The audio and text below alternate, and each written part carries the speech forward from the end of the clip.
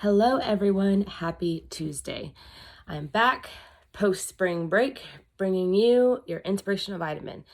And I am going to be talking about something that I feel like God has just been reminding me a lot of lately.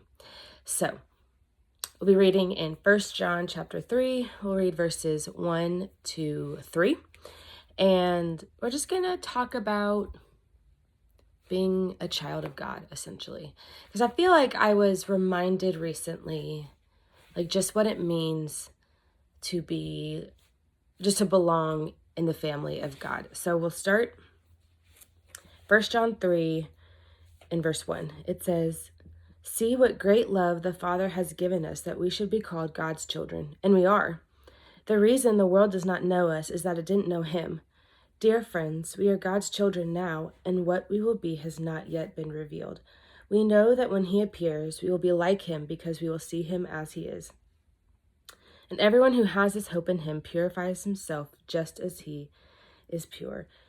And I love this reminder that, we belong in the family of God, because I think when we forget that we belong to God, and it's easy to forget. I think the world makes so much noise around us constantly that we just forget what it means to be like a co-heir with Jesus, what it means to belong to God as a son or as a daughter. I think when we forget about that, we can give in a lot to sin, or we just give in to fear or uncertainty or timidity, any of those things, because we aren't reminding ourselves as much as we need to that we belong in the family of God, and that is incredible. And what comes along with that, I don't know, it in verse 1 of chapter 3, it says, "See what great love the Father has given us that we should be called God's children," and we are.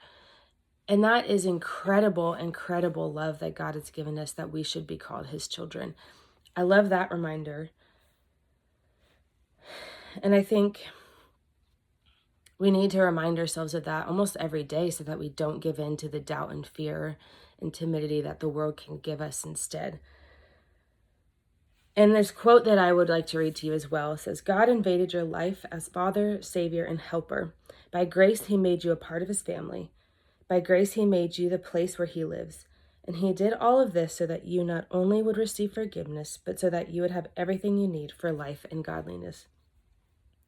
And God invaded our lives to make us a part of his family. And I just hope that I never forget that. I hope that you never forget that as well. Thanks.